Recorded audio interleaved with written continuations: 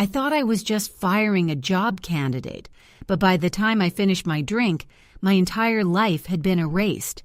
Now I'm being hunted by an invisible enemy, and the only person who can save me is the one who orchestrated my downfall.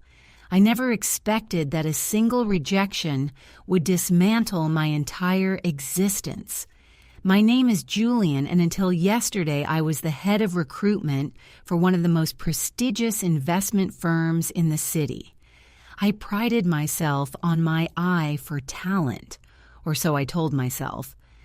When Elena walked into my office for her final interview, she was everything I usually looked for: polished, sharp, and radiating an unsettling, quiet confidence.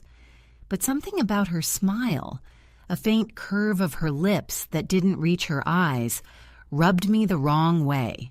I decided to exert my authority, not because she was unqualified, but because I felt a sudden, inexplicable need to put her in her place. I cut her off mid-sentence, leaned back in my leather chair, and told her that she was insufficiently refined for our company culture. The look she gave me wasn't disappointment or anger. It was pity. She simply gathered her portfolio, stood up, and whispered, "You have no idea what you've just turned away, Julian. But before the night is over, you'll be the one begging for a second chance." I laughed it off. I've heard threats from jilted candidates before, usually just empty bluster from ego-bruised Ivy League graduates. I finished my shift, locked up the office, and headed to my favorite bar, completely oblivious to the fact that my life was already evaporating. The first sign that something was wrong hit when I tried to pay my bill. My credit card was declined, not just the corporate one, but my personal account as well. I laughed nervously, blaming a bank glitch, and pulled out cash. When I stepped out into the crisp night air, my phone started vibrating incessantly. My sister, my boss, even my assistant, they were all calling at once. I ignored them, assuming it was some minor corporate scandal. I didn't realize that the world I had built was being incinerated in real time. As I walked toward my car, a black sedan pulled up to the curb. It wasn't a taxi. Two men in sharp charcoal suits stepped out. They didn't look like muggers. They looked like professional cleaners. One of them tapped his phone screen, turned it toward me, and my blood turned to ice. It was a photo of my home office, but it was filled with boxes of illegal items that I had never seen in my life. Specifically, massive stockpiles of prohibited substances and incriminating documents linking me to a massive, organized, and dangerous network. "Mr. Julian," the man said, his voice as cold as steel, "we're with the Internal Security Department. It seems your career and your freedom have come to a very sudden, very violent end. We have evidence that you've been running an underground distribution operation for years." I stammered, my heart hammering against my ribs like a trapped bird. "This is a mistake. I'm an analyst. I don't know what you're talking about." "Tell it to the judge," he replied, sliding a pair of handcuffs from his jacket. "You're facing a massive, decade-spanning sentence for your involvement with this syndicate. Someone leaked your digital signature on every single transaction. It's perfect, really. You're looking at an enormous, life-altering sentence in federal prison." I felt the cold metal of the cuffs bite into my wrists. I wasn't just being arrested. I was being erased. As they forced me into the back of their unmarked vehicle, my phone buzzed one last time. A text from an unknown number. "I told you I was the one in control. Are you ready to beg yet, or do you want to see what happens when the evidence hits the press?" I stared out the window, watching the city lights blur into streaks of neon. I realized then that Elena wasn't just a candidate. She was an architect of chaos, and she had spent the last 8 hours meticulously constructing my downfall. We pulled up to a dimly lit warehouse on the outskirts of town instead of the police station. The car door swung open, and there she was, standing under a flickering street lamp, looking more powerful than any CEO I had ever met. She wasn't there to watch me suffer. She was there to offer me the most terrifying choice of my life. Elena stepped into the glow of the street lamp, her silhouette cutting through the damp night air like a jagged blade. The men in the suits didn't move. They stood like statues, waiting for her signal. She approached the car door, her heels clicking against the pavement with a rhythmic, hypnotic precision. She leaned down, her face inches from mine, and the scent of expensive perfume masked the stench of the fear radiating off my skin. "Julian," she whispered, her voice devoid of any warmth, "you treated me like a nuisance, a temporary obstacle to be brushed aside. You didn't realize that my rejection of your company was actually an evaluation of your corruption. I didn't want the job. I wanted the access." I tried to lean back, but the handcuffs dug deeper into my wrists. "Who are you? How did you frame me? I have records. I have logs." She cut me off with a sharp, humorless chuckle. "Records? Logs? I replaced your digital footprint with my own ghost. Every illegal transaction involving prohibited substances that your firm was laundering has been rewritten. Your biometric data is now the only key that unlocks the evidence vault. By sunrise, your name will be synonymous with the most dangerous organized scheme this city has ever seen. The Internal Security Department already has the file.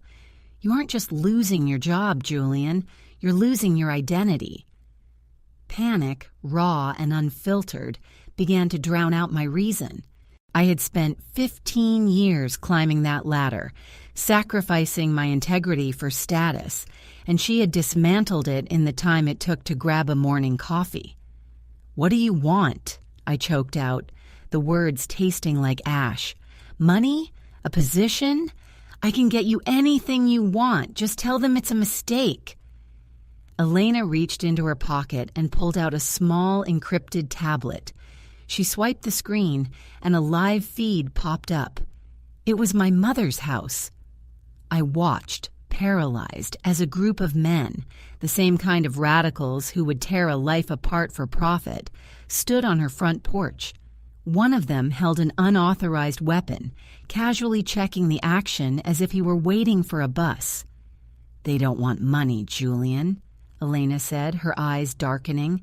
"They want the activation code to the offshore servers you manage for the firm, the ones that hide the identities of the true architects behind these illicit operations. You're going to give me the bypass key, or I'm going to make sure your mother witnesses the end of her son's existence through the front window." My breath hitched. My mother was the only thing I had left that wasn't tied to the firm's filth. The realization hit me like a physical blow.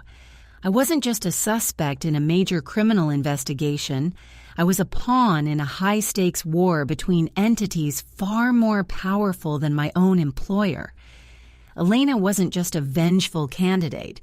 She was a fixer for a rival faction, and I was the key to their takeover.